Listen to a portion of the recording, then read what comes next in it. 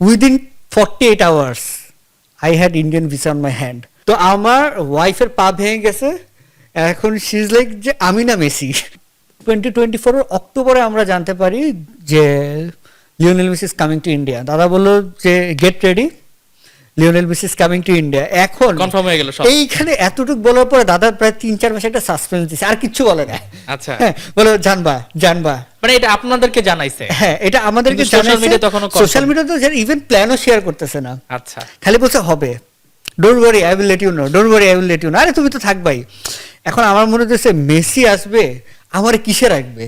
হ্যাঁ, মানে বিকজ এটা তো মানে একটা বিগ ইভেন্ট হবে, ও আমাকে কোথায় রাখবে, কি কাজ করব, তো এইটা নিয়ে এটা ড্রিম মানে মাথার মধ্যে কাজ করতেছে। আছে কি কাজ করব? 25 ফেব্রুয়ারি গেল, মার্চে গেল, এপ্রিল গেল, মে গেল, জুলাই গেল, আগস্ট গেল, কিচ্ছু বলে না।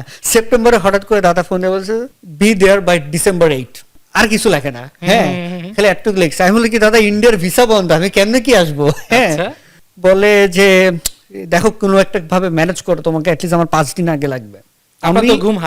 আমি এখন চিন্তা তখন হচ্ছিল বাংলাদেশের সাথে ইন্ডিয়ার ট্যুরিস্ট ভিসা পুরোপুরি ক্লোজ, বন্ধ, একদম পুরোপুরি ক্লোজ। আমি মোটামুটি এমন কোনো এজেন্সি নেই বাদ রাখি না যে ভাই আমাকে কোনো না কোনো ভাবে ইন্ডিয়াতে যাইতে হবে, আমার এইটা তো মিস করা যাবে না।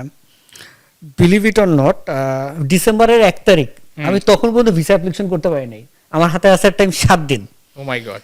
আমাকে সামহাও একজন বলল যে ভাই আমি এরকম আসে না, বিভিন্ন লোকজন বলে 2 লাখ টাকা দিন আমি ভিসা অ্যারেঞ্জ করে দিব। মানে আপনার কাছে তখন যত টাকা লাগে ভাই নাও, আমাকে ইন্ডিয়াতে নিয়ে যাও। তো তখন আমি বলতেছি যে না, বাট তারপর বলছিলাম যে 2 লাখ টাকা দিয়ে খরচ করবো ইন্ডিয়া ভিসা যেতে, এটা তো টু মাচ। আচ্ছা, পরে মানে আমার বাবার এক ক্লোজ ফ্রেন্ড আছেন, আঙ্কেলকে আমি বললাম, আমি জানি যে he was very close with Indian ambassador. Okay, তাই আমি বললাম যে আঙ্কেল আমার তো এরকম বিপদে পড়ছে, আপনারা আমাকে হেল্প করতে হবে, কেমনি হোক আমি জানি না। Within 48 hours I had Indian visa on my hand. তো এইখানেও আমি বলবো যে এইখানেও আমার লাক খুব ফেভার করছে আমাকে, মানে এইগুলো বিকজ আমি মাথায় আসলে চিন্তা করতে পারতেছিলাম না যে আমি কাকে বলবো। তো আমি ইউজুয়ালি এই ধরনের কোনো প্রবলেম আমি আমার আব্বার সাথে তো শেয়ার করি না, বাট কি মনে করার জন্য আমি আব্বুর বললাম যে আমার তো এরকম ইন্ডিয়ান ভিসা দরকার, আমি তো কোনোভাবে ম্যানেজ করতে পারতেছি না, কেউ আসেন কিনা পরিচিত। বলছে ওকে ডোন্ট ওয়ারি, আমি তোমার একটা আঙ্কেলের সাথে কথা বলে দিচ্ছি তোমাকে। মানে যদি থাকে নসিবে আপনি আসিবে, মেসির সঙ্গে আপনার দেখা হবে, তার কারণে ভিসা তো হবেই, আপনার ভাগ্যে ছিল না। বিলিভ ইট অর নট, আমার এখনো আমার মানে ইয়াতে স্টিকারে লেখা আছে যে আমি যে 3 ডিসেম্বর যে ভিসা পাইছি।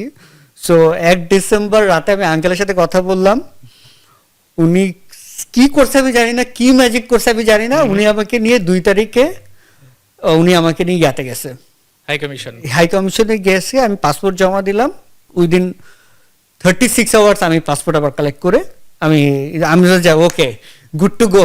হ্যাঁ, তো এইটা ফাইনালি হইলো আর কি। তারপরে এখন জানতে পারলেন যে আপনার রোলটা কি?